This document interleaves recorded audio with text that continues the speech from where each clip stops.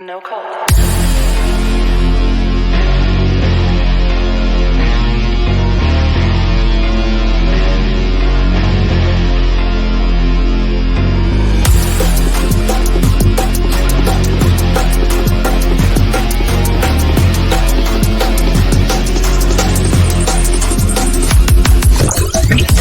Warning, Neo detected.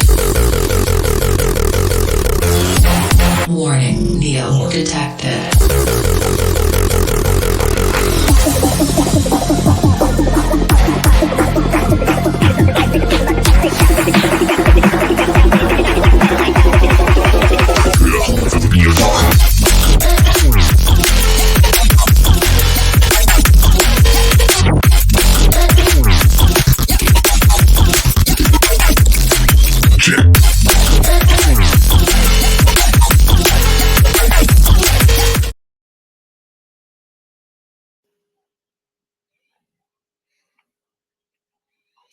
Good evening, everybody. Welcome to my channel. This is 12 Gage. I'm going to talk to you a little bit tonight about trauma and trauma bonding and what happens whenever we're exposed to trauma and how our body reacts to it.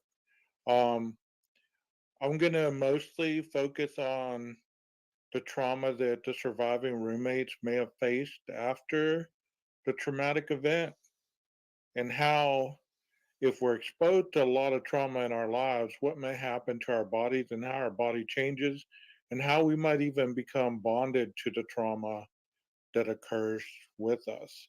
So this is going to show you a little bit about how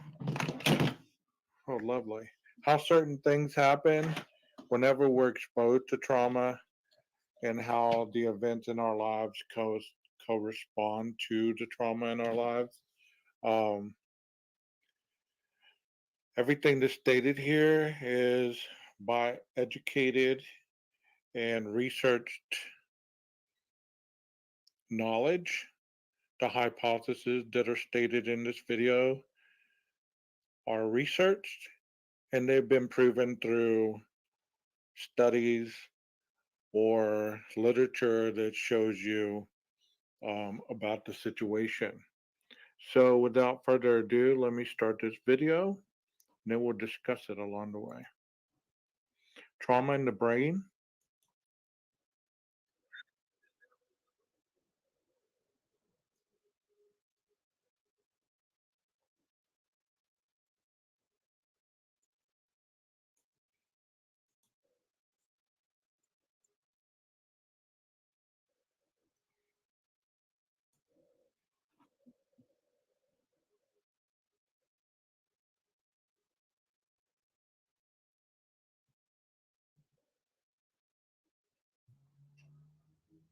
What time? I don't know. Can you give us an estimate? Don't remember. Would your pals remember what time you left the club? He seemed nice.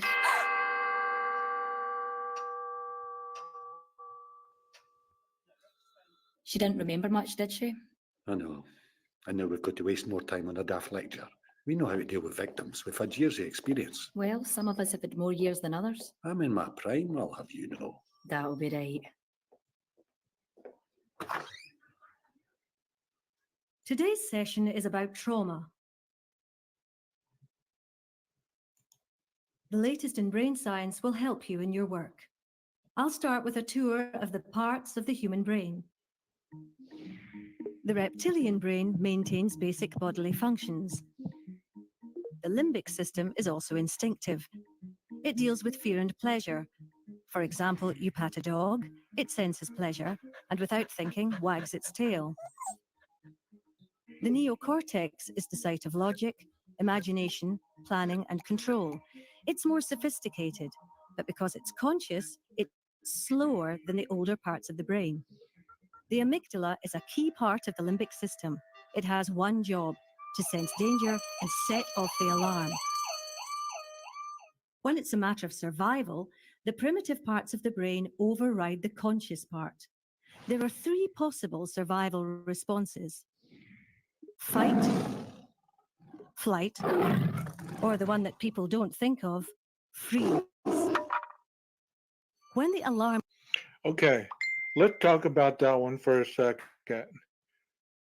Do you remember in the PCA where it spoke about Dylan opening the door for the third time and seeing in a man 6 foot or taller wearing a mask with bushy eyebrows? And she stood there in the doorway as he walked by in a frozen shock state. Did you see the last one on there? It says freeze. Many people don't believe that statement. Whenever it comes to danger, you have two responses that we often talk about, fight or flight, but very seldom do we talk about freezing. Freezing being in shock, being fearful, and not realizing basically what's going on. So we just freeze until we get our wits about us to run. Because when it comes to danger, most people are just not going to sit there and fight, especially if they believe that they can't overpower the situation. So think about that a minute. To see something of that nature, to hear what she heard, and then later on to understand the concept that while everything was going on, she finally put it together the next day. And how traumatic that must have been based on the sights, what she heard, and how she responded to it or could have responded to it. And by seeing her roommates in that state the next day, how that signaled another danger going off in her brain. So, how did she react then? Let's continue the video. alarm goes off, blood and oxygen are diverted to muscles, adrenaline floods the body, and all systems that are not crucial to survival are switched off. Normally, the job of the hippocampus is to file memories so you can retrieve them later. But in times of danger, it stops filing memories, which makes it harder to gather evidence later on. Instead, the hippocampus switches to pumping cortisol. What's useful about cortisol is it stops us feeling pain, so we can focus on survival. Can anyone give me an example? A farming accident where a man carried his own arm for a mile without feeling any pain? Yes, excellent example. It is an evolutionary safety mechanism which is fast and instinctive. In essence, it's our body's very clever way of protecting us. To recap, an example of the three parts of the brain working. Okay, let's stop right there for a second. This kind of goes into the generalized examples that you may have heard in life about a mother having her kids trapped in the car or trapped under the car, where she has minuscule seconds to lift the car and protect her children. She has superhuman strength and she's able to lift the car and get the kids out. Or maybe locked in the cars where she only has a couple minutes and she had that superhuman strength to maybe rip the door off the hinges or rip the door open where she can get her children out. And then afterwards, she's completely spent and exhausted. I talked in my last video or the video before about what it said about the blood going from the muscle to the muscle areas to get what it's needed, the strength to protect the body from the danger. The same thing happens whenever you're exposed with some kind of invading chemical, whether it be drugs, alcohol, that the body does not respond to well and it views it as a toxin. It does the same thing trying to get it out. All this is trauma. All this is trauma to the brain, to the body, to your existence. So let's continue on. Working together. You're standing at a bar. Your reptilian brain is keeping your heart beating. You're enjoying the pleasure of a nice pint with your limbic system. You're using your neocortex to work out if there's time for another before the last train. What could happen to make the amygdala kick in? What if this happened? The way you'd respond would depend not on your logical brain, but on your instinctive brain. Being last in a bar would be a traumatic experience.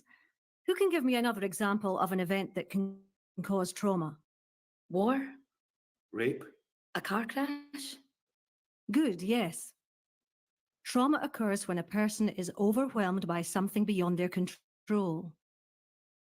The survival brain takes over the rational brain. It can lead to post-traumatic stress disorder, PTSD, with symptoms that last at least a month.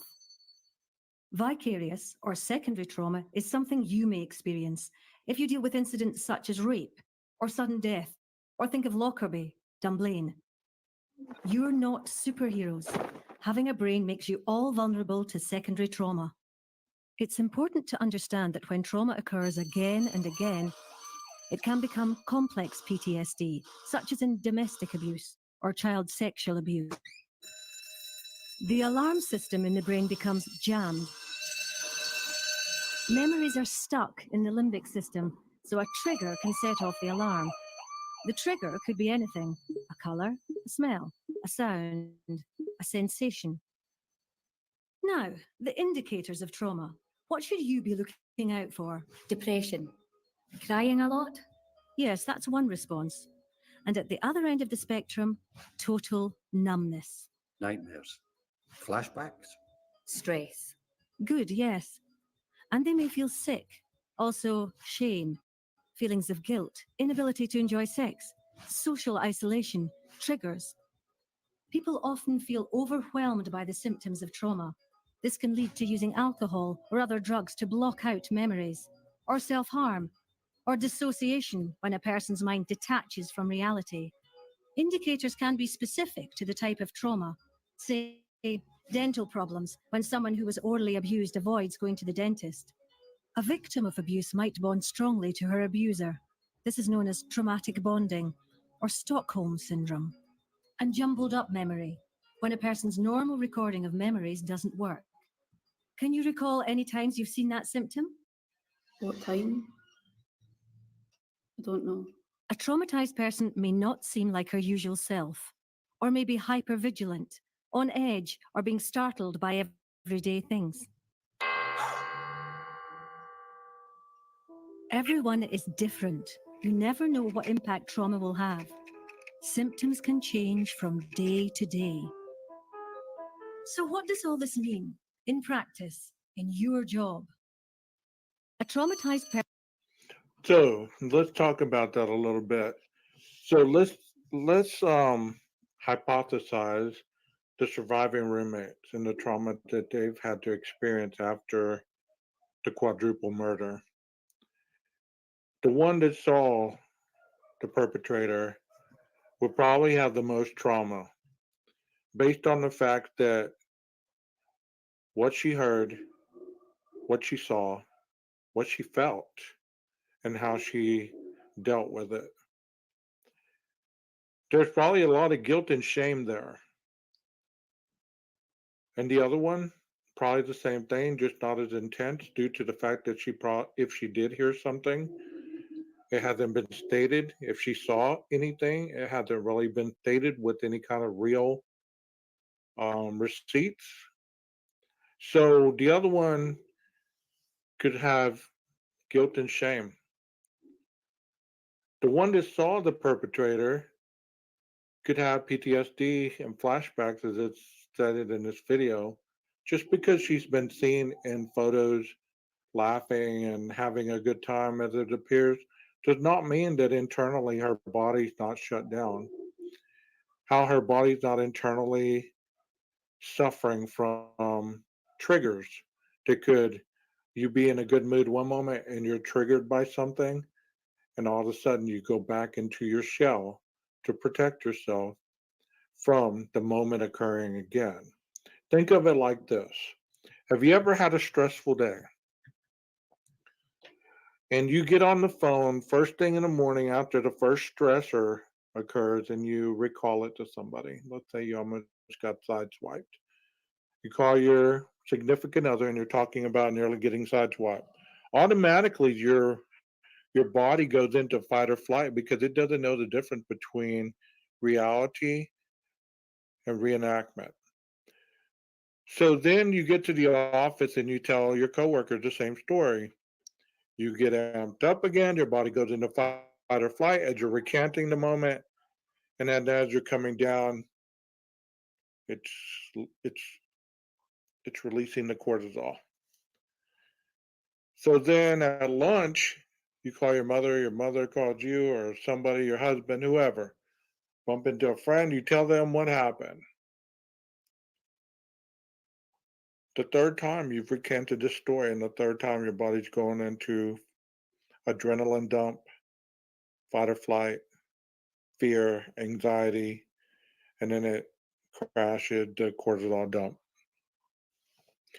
By the end of the day, however many times you've told this story to people, you're exhausted. You're wiped out. So imagine if you're one of these individuals that lives by chaos and drama all day long. You're having the adrenaline flight or fight, or as it says, freeze, and then you have the cortisol dump. So there's a reason why the cortisol in the midsection gathers, because that's a soothing, calming enzyme released to keep you calm. So if you live by stress, or you have a stressful job, or stressful relationship, or a stressful interaction with life is just so stressful you can't seem to assimilate it in any kind of healthy way. You're living this fight or flight on a daily basis. So think about Dylan and her interpretation with what she saw. She may still be periodically having the post traumatic stress from it. If it was that intense for her, I'm not talking for her, but if she's getting therapy, it may be helping with some of this. But if somebody doesn't get the needed help for it, they they stay in a constant fight or flight realm in their bodies, in their minds. They're constantly looking for the next shoe to fall. They're constantly looking for the next chaos to occur, or they're even creating it. Maybe they're short tempered. Maybe they're annoyed all the time. Maybe they don't like to answer questions because they've had so many questions thrown at them about this situation and they don't know how to deal with it. So, one of the victims is traumatized. The second one could be traumatized as well. Mr. Koberger, I'm sure he's being traumatized in jail as well. And I'm not trying to be a sympathizer, but you know what? He created that trauma. Any kind of trauma that he's experiencing up to this point, unless the jury finds him not guilty, then it's probable cause that he is the perpetrator. So the trauma he's experiencing is going to be lifelong until this trial happens. The parents of all the victims of some kind of trauma, every time they go to the court, every video they watch, every article they have shoved in their face, every new conspiracy theory that they hear about, it reenacts the trauma of their children passing. I'm not trying to add to that trauma. I'm trying to give people information to be able to deal with it so that they know what's going on, what they're experiencing. If and not just them, anybody that watches my videos can be obviously stuck in a trauma bond. They could be stuck in a PTSD form, anything that continues to diminish quality of life. So let's go on with the video.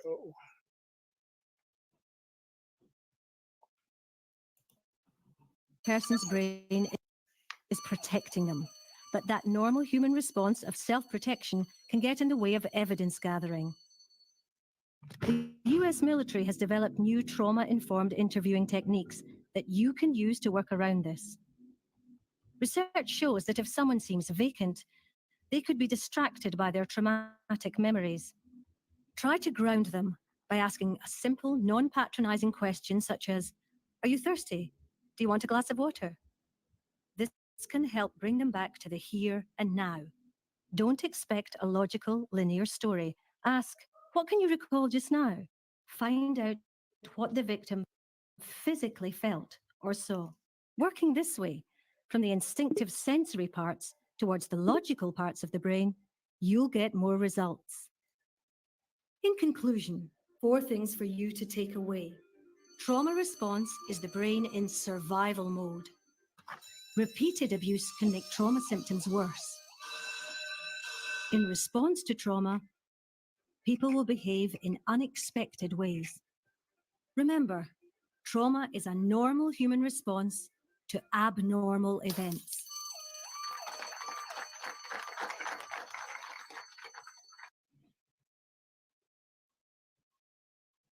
A human response to abnormal events. That was very informative. I hope you got something out of that. There was trauma bonding that was mentioned and that I mentioned. So let's take a look at this really quickly. And I'll kind of break down some of what it's talking about.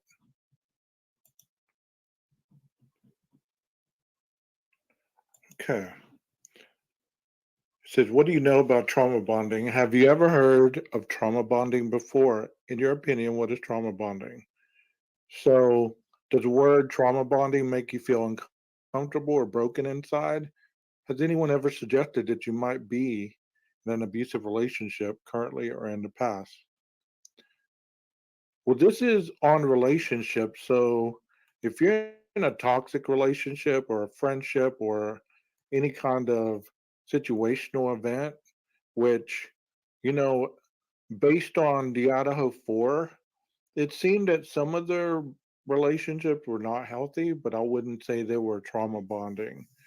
Based on the information that I've learned um, by research, this is just going to teach you a little bit about trauma bonding and what it is and how to get out of it because it affects every area of your life, especially if you have trauma and PTSD at once. You're more apt to bond yourself to high risk people, places, and things and choices. So, what is trauma bonding? Trauma bonding is the attachment an abused person feels toward their abuser. This is seen explicitly in a relationship with a reoccurring pattern of abuse. Trauma bonding can occur within families. You can have families that are traumatic that you cannot escape, but you're always bonded to them because of obligation, employment, friendship, business opportunities. Hopefully, nobody ever is held hostage or is human trafficked, or even in the foster care system. It usually begins as a young child. A bond is created when you're unaware of the cycle of abuse and the hidden agenda associated with positive reinforcement after each occurrence of abuse. The abuser will do the following. They'll confess their love to you. We are one and the same, love bombing, and trying to form a mutual connection. They express regret, devalue the abuse, and makes excuses for the destructive behaviors, words, or actions. They'll gaslight you into changing your perspective and the reality of what really happened. They'll make fake future promises or promise to change. They'll try to make the relationship feel safe and secure again and keep the abused person within the relationship. So if you have anybody that continuously does these things, you might take a look at it. The 4-part cycles of abuse are the pressure building. An abusive person or partner often lashes out in response to external stressors, usually things that you cannot even really see as important but trivial, and that seems to be a the biggest thing right now, and it's this person builds up pressure until they just blow up. Passive aggressive. There will be an incident of abuse or violence. The abuser will eventually release the built up tension on others. It is an attempt to regain power by creating a sense of control or composure. After the fact, they might apologize, they might buy you things, they might do things to try to smooth over their destructive results. The abuser will seek reconciliation and make empty promises that will never happen again. Well, the empty promise goes away when you get comfortable in the situation again. The empty promises, you come back, I'll never do it again. And guess what? You slide right back into old behavior. The abuser will appear calm and try to calm you down so you remain in the relationship or you do not quit your job if they're the boss or the employer. You know, you ever had a boss that blew up on you for nothing and you tried to quit, but they'd always smooth it over? Please, please don't leave. Please don't leave. I need you. Good grief. I don't know what's going on with this. It's like I've never worked a computer in my life. Various cultures celebrate these trauma bonding relationships because of the misconception of romance and passion. For example, a Latino or Italian family will believe that romance means the following: love, hate, or hot, cold relationship. One partner is treated poorly, to, made to feel less than, to learn to accept less and cling to the moments you're shown affection, given gifts, or attention. That's gaslighting. One partner is emotionally unavailable and leaves you accepting less than you deserve. The abuser is great at getting you into bed, but can leave you feeling empty, confused, and not good enough, especially if the abuser is married or already has a partner. The sex is passionate and hot, but you have nothing else in common or nothing to talk about. You wonder if you're addicted to the trauma bonding sex or the person or the relationship. You find yourself extremely loud, passionate, drama creating roller coaster relationship. Okay, so that talks about that. A healthy relationship can feel like this. They have no passion. We never get in a heated fight. I'm not used to this. This is what happens after you go through a trauma bond. He's lovely, kind, and giving. We banter sometimes. I've been trying to get him angry to get a reaction, but he is easygoing. I don't get it. He's not a risk taker and doesn't push my boundaries. He is so dull. The sex is good, but sometimes something is missing. He is not demanding or passionate in the bedroom. I want him to push me around and dominate me. He has tried, but he is just not romantic like my last partner. He's not possessive or jealous. He doesn't try to control me.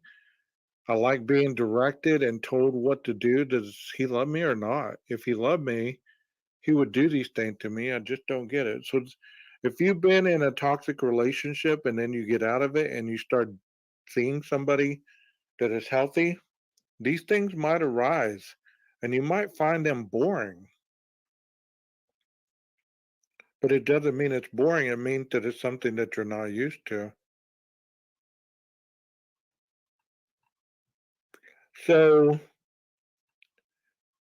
trauma bonding is one reason why leaving an abusive situation can feel puzzling and crushing.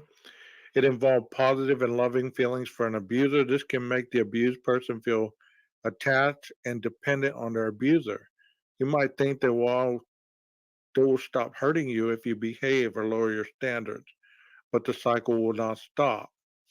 It is not about you, it is about them. You know, I can tell you a lot without reading these, okay? But I like to read these to just get informative information out there rather than you think I'm making stuff up. Um, It takes an abused individual in a toxic relationship up to 9 times before they actually do leave. And if there hasn't been any criminal offenses or any kind of broken bones or health problems or anything like that due to the abuse, then by the 9th time, if you get out, you're pretty beat up and busted up, and you're not healthy enough to be in a healthy relationship. Enmeshment and individual emotions become blurred. That means that you don't know where you began and where they began and where you leave off. The abuser can be overprotective and will isolate you from your family and friends. Once you're bonded, you will soon experience complete neglect, confusion, and identity. They'll start to answer for you. They'll start to basically run your life, talk for you, and where you're not independent to make your own thoughts. Both the abuser and the abused can experience rage. You feel confused, rejected, and abandoned when you're devalued and discarded. Not all abusive situations will result in trauma bonding. And like I said, I can pretty much talk on all this without seeing the slides verbatim. One of the biggest things that an individual should look for whenever you're freshly out of a relationship, whether it was abusive or not, is does their words match their actions? And it's really not about them, it's about you. It's about what you expect in a partner and what you'll settle for and what you won't, what you won't settle for. Because love doesn't hurt and you should never be hurt by words or other people's actions. Is it perfect? No. But it should never end up in the ER. It should never end up in jail. Just because you're used to it does not mean that it's normal. It's normal to you, but it's not a normalized situation for other people. So try to get the help that you need if you're in any of those situations. And like I've said in my previous video, if you need some kind of help, please seek it out. And in case of emergency, please do dial 911. I'm going to end it with this because I got plenty else to talk about. I just don't have a lot of time to continue on tonight. Thank you so much. If you've made it through this video, I hope that you learned something or got something from it. I'm still experimenting and trying to get this right. So in case of the background and everything, I hope that you take my apology where it blends in and out and stuff like that. But I'm doing the best I can. Hope you guys have a wonderful evening and God bless you all. Bye bye.